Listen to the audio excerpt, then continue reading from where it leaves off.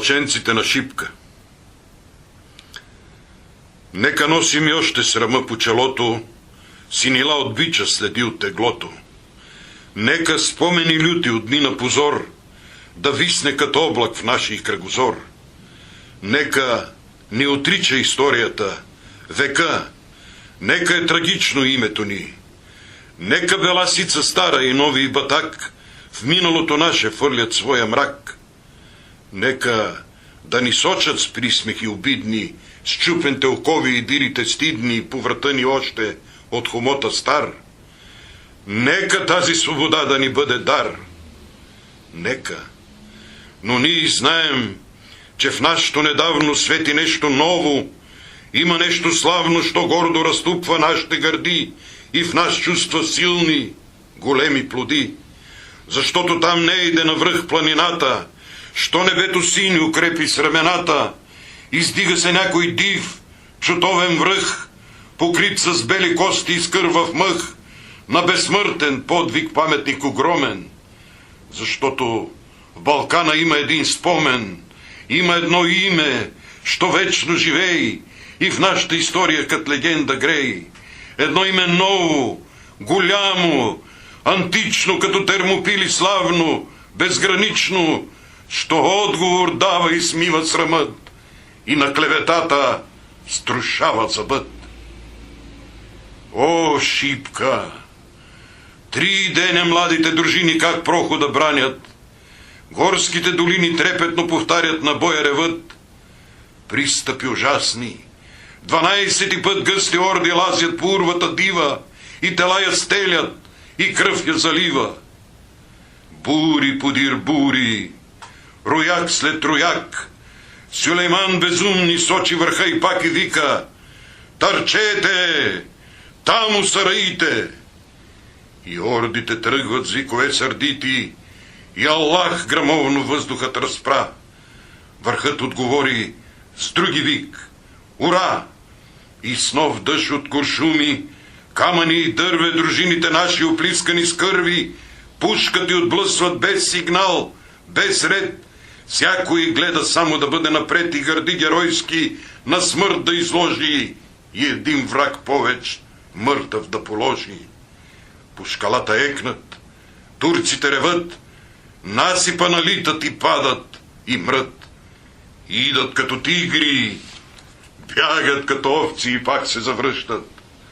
Българи, орловци, кът левове тичат по страшни редут, не сещат ни жега, ни жажда, ни труд.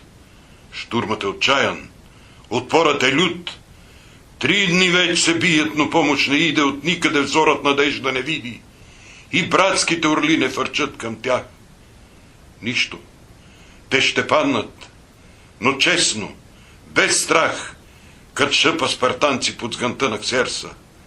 Талазите идат, всичките на штрек са. Последният напън вече настал.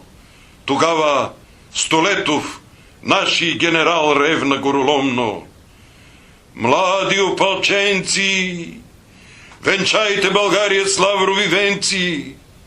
На вашата сила царят повери прохода, войната и себе дори.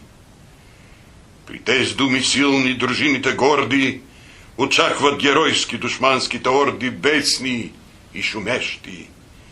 О, геройски час! Вълните намират, канарито газ, патроните липсват, но волите траят, щикът се пречупва, гърдите остаят и сладката радост до крах да измрат пред цяла вселена на тот славен ръд, с една смърт юначка и с една победа. България цяла сега нази гледа, той връх висок е, тя ще ни съзре, ако би бегали, да мрем по-добре. Няма вече оръжие, има хекатомба, всяко дърво мече, всяко и камък бомба, всяко нещо удар, всяка душа плам. Камъни и дърве изчезнаха там. Грабвайте телата! Някой си изкряска и трупове мъртви фръкнаха за вчаска. Кът демони черни и на черни рояк катурят, стропалят като живи пак. И турците тръпнат, Друг път не видели ведно да се бият живи и умрели и въздуха цепят с демонски си вик. Боят се обръща на смърт и на щик. Героите наши кът скали твърди, желязото срещат железни си гърди и фърлят се с песни в свирепата сеч, като виждат харно, че умират веч. Но вълни по-нови от орди дивашки гълтат, потопяват орляка юнашки. И още миг ще падне заветния хълм. Изведнъж Радецки пристигна с гръм. И днес još Балканът, щом буря зафаща, спомня този ден бурен, шуми и препраща славата му дивна, като някой ек от урва на урва и от век на век.